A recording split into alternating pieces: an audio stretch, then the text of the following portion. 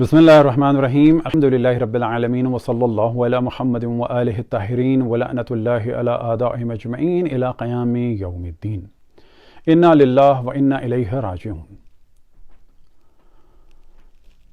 پاکستان میں ایک فرد کے جن کا نام ہے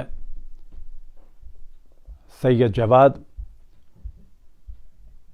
کہ جن کی خصوصیت یہ ہے کہ ان کے کلپس دشمنان اہل بیت علیہم السلام کے مورل کو ہائی کرنے کا سبب ہیں اور دشمنان اہل بیت کی خوشی کا سبب ہیں اور محبان اہل بیت علیہم السلام کے غم اور ان کے مورل کو ڈاؤن کرنے کا سبب ہیں۔ کبھی وہ عقائد پہ حملہ کرتے ہیں تو کبھی تاریخ کو مسخ کرتے ہیں، البتہ یہ سب کچھ دشمنان اہل بیت کے فضائل کے لیے راہوں کو ہموار کرنے کے لیے کرتے ہیں۔ تو کبھی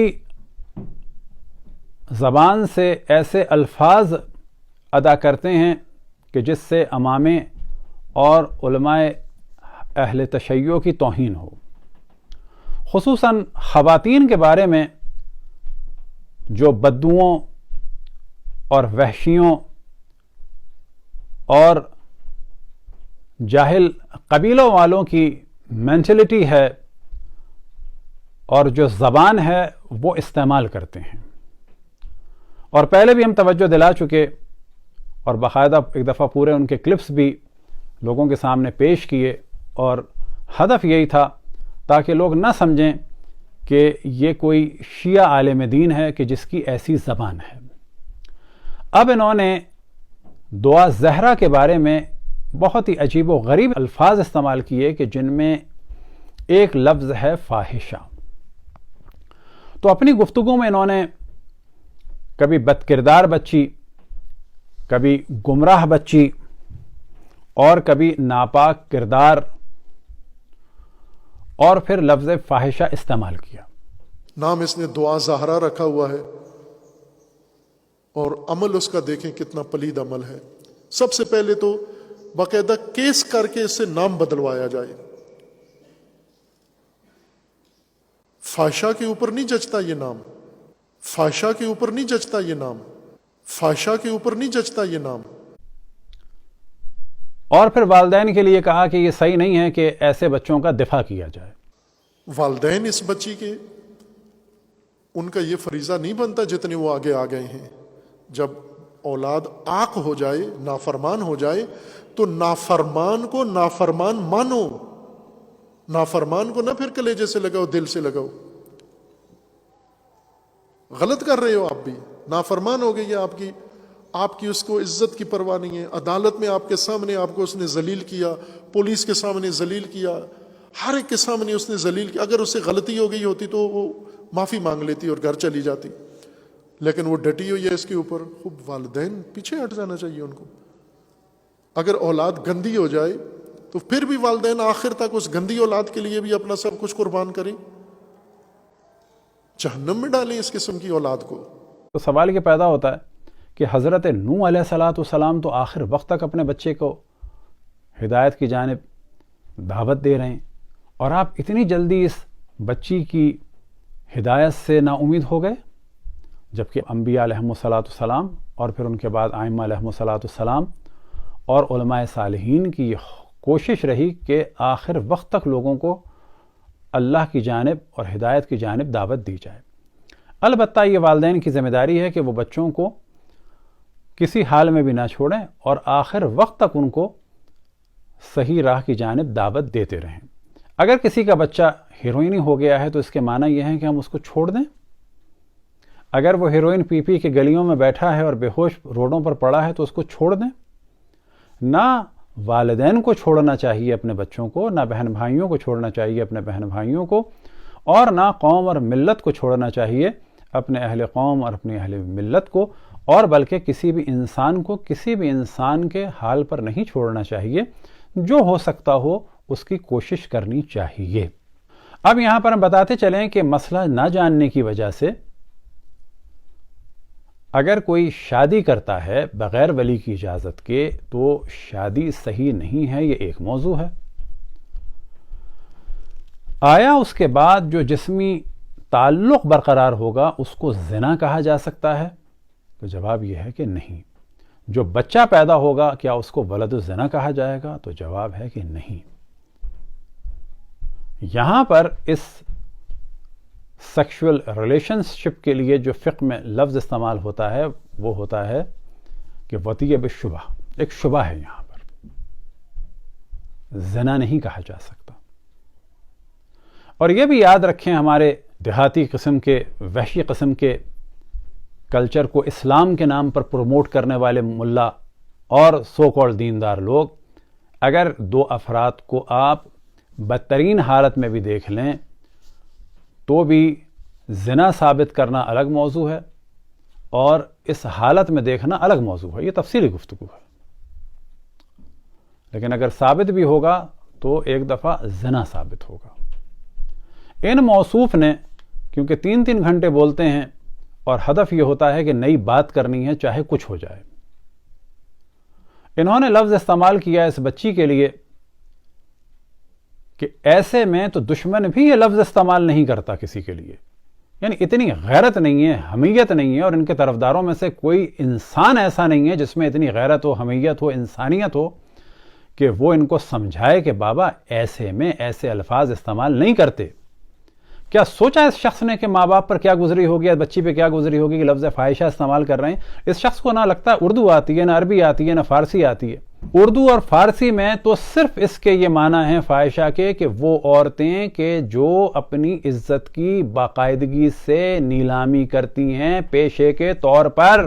آپ کو بڑا شوق ہے اسلامی نظام نافذ کرنے کا، تو ہماری گزارش ہے کہ پاکستان کے بعض افراد ان پر مقدمہ کریں کہ انہوں نے کیسے ایک بچی کو فاحشہ کہا، کیونکہ اسلام میں اس جملے کو استعمال کرنے کی سزا 80 کوڑے ہے. کسی کو زنا کی نسبت دینا یا مردوں کو ہم جنسی کی نسبت دینا یا کسی بچے کو ولد الزنا کہنا، یہ سب حد قذف اس پر جاری ہوگی، یعنی 80 کوڑے. انہوں نے زنا نہیں بلکہ فاحشہ کا لفظ استعمال کیا ہے. پھر اس کے بعد ایک انہوں نے نظریہ دیا کہ بچی پر کیس کرنا چاہیے کہ اس نے اپنا نام دعا زہرا رکھا ہے. بابا اس نے نہیں رکھا، ماں باپ نے رکھا ہے. یعنی آپ میں اتنا سینس ہے کہ یہ بچی اس وقت جا کر اپنا نام بدلوائے. اچھا کیوں بدلوائے بقول ان کے؟ کیونکہ فاحشاؤں پر نام نہیں جچتا معاذ اللہ. اب ان کے جواب کے طور پہ کہا جا سکتا ہے کہ آپ کا تو اصلی نام تھا فرزند علی شاہ، لیکن آپ اہل بیت کا دفاع تو کرتے نہیں ہیں، دشمنان اہل بیت کے لیے راہیں ہموار کر رہے ہیں. وہ شخص کہ جس نے رسول اللہ صلی اللہ علیہ وآلہ وسلم کو حجر و ہذیان و بکواس کی نسبت دی، ان کی تعلیمات پر پابندی لگائی، وہ کام آپ کو اچھا لگتا ہے. تو پھر آپ کا نام پھر بدل دیا جائے، کورٹ میں جا کر آپ پر مقدمہ کیا جائے، کیونکہ آپ اہل بیت کے طرفدار تو نہیں رہے ہیں. یعنی فرزند علی شاہ سے آپ کا نام پھر فرزند معاویہ خان کر دیں. یہ صرف جواب ہے تاکہ جب بولیں تو ذرا سوچ کے بولیں. جس روایت کا آپ نے حوالہ دیا وہ کون سی روایت ہے؟ کیا اس میں یہ پیغام دے رہے ہیں امام محمد باقر علیہ السلام کے بچوں کو ان کے حال پہ چھوڑ دو، برباد ہونے دو؟ یعنی اگر کسی نے ایک دفعہ ہیروئن پی لی اور نہیں مانا تو ہم اس کو چھوڑ دیں؟ یا کوئی لڑکی اگر بگڑ گئی تو اس کو بگڑنے دیں؟ یا اگر بھاگ گئی تو اس سے تعلق توڑ لیں؟ بھاگ بھی گئی ہے تعلق نہیں توڑنا ہے، آخر وقت تک ہمیں جتنا بچا سکتے ہیں کہ بچانا ہے. اس روایت میں جو مفہوم ہے وہ یہ ہے کہ ایک بالغ پر زیادہ مسلط نہ کرو، سمجھا چکے ہو بس کافی ہے، چھوڑ دو اس کو. کیونکہ امر بالمعروف میں ایک مرحلہ ہوتا ہے لوگوں کو بتانا کہ جس کو پتہ نہ ہو، پھر ہوتا ہے ایک واس کا سلسلہ کہ پیار سے بتاؤ. لیکن اب کیونکہ باپ وہاں پر بتاتا تھا اور لڑائی کسی کیفیت ہوتی تھی، تو یہ آپ کی ذمہ داری ہے کہ پوری روایت دکھائیں وہ کون سی ہے. تو وہاں پر امام نے فرمایا ہوگا کہ ہاں یہ بالغ ہے، عاقل ہے، تم پیغام پہنچا چکے ہو، اب کیونکہ یہ اس سے پریشان ہوتا ہے، لڑتا ہے، جھگڑتا ہے، تو ابھی چھوڑ دو اس کو. لیکن امام نے یہ نہیں فرمایا ہوگا کہ بعد میں پیار میں بھی اس کو واز نہ کرنا، نصیحت نہ کرنا، بلکہ ایریٹیٹ نہ کرنا. اس قسم کی روایات کا یہ مفہوم ہوتا ہے. تمام پاکستانیوں کی ذمہ داری ہے کہ جو کچھ ہندو بچیوں کے ساتھ ہوا، مسیحی بچیوں کے ساتھ ہوا، قادیانیوں کے ساتھ ہوا، پھر اس کے بعد جو شیعہ اور سنی بچیوں کے ساتھ ہو رہا ہے، تو کبھی بھی ان چیزوں میں دین و مذہب کو نہ دیکھیں۔ کسی معاشرے میں جب ہمارا ہدف ہو عدل اور انصاف، تو وہاں پر پھر کسی بھی دین کو اور مذہب کو نہیں دیکھتے۔ حتیٰ پاکستان میں اگر کوئی ایسی فیملیز ہوں جو اپنے آپ کو ایتھیسٹ کہیں، ہمیں پھر انہیں بھی انصاف دینا ہوگا۔ ظالم کی ہمیں مذمت کرنی ہوگی، چاہے وہ کوئی بھی ہو اور کوئی بھی دین و مذہب رکھتا ہو، اور مظلوم کا ہمیں ساتھ دینا ہے، چاہے اس کا کوئی بھی دین و مذہب ہو۔ آخر میں ہم علماء کی توجہ دلائیں کہ جب اس قسم کے افراد گفتگو کرتے ہیں تو آپ لوگ اپنی ذمہ داری کیوں نہیں پوری کرتے؟ پھر یہ کہ ایسے افراد کے ساتھ بیٹھتے بھی ہیں، اپنے یہاں بلاتے بھی ہیں، جبکہ علماء کی ذمہ داری ہے کہ حق کو بیان کریں۔ اب اگر علماء حق بیان نہیں کر رہے تو اب ذمہ داری ہے پبلک کی کہ وہ تمام علماء کہ جو اس قسم کے افراد کا ساتھ دے رہے ہیں یا خاموش ہیں یا اپنے یہاں بلاتے ہیں یا جاتے ہیں، ان کی مجالس میں بلا شک ہاتھا پائی نہیں ہونی چاہیے، لڑائی جھگڑا نہیں ہونا چاہیے، لیکن سوال کرنا چاہیے۔ کیا آپ ان کے نظریات سے متفق ہیں تو بھی بتائیں، اور نہیں ہیں تو بھی بتائیں۔ اور یہ مومن کی ذمہ داری ہے کہ منحرف قسم کے افراد کو، چاہے وہ ذاکرین ہوں اور چاہے وہ اس قسم کے علماء ہوں یا اس قسم کے علماء کے طرفدار ہوں، یا وہ لوگ ہوں کہ جو اس قسم کے علماء سے مل کر ان نظریات کی ترویج کرتے ہیں، کیونکہ ان کی خاموشی تجویز کا سبب بنتی ہے، ان سے سوال کریں۔ کیونکہ بعض لوگ آخرت کے سوال سے نہیں ڈرتے، دنیا والوں کے سوال سے ضرور ڈرتے ہیں، اور یہ سوال کرنا بلا شک امر بالمعروف کی صورتوں میں سے ایک صورت ہے۔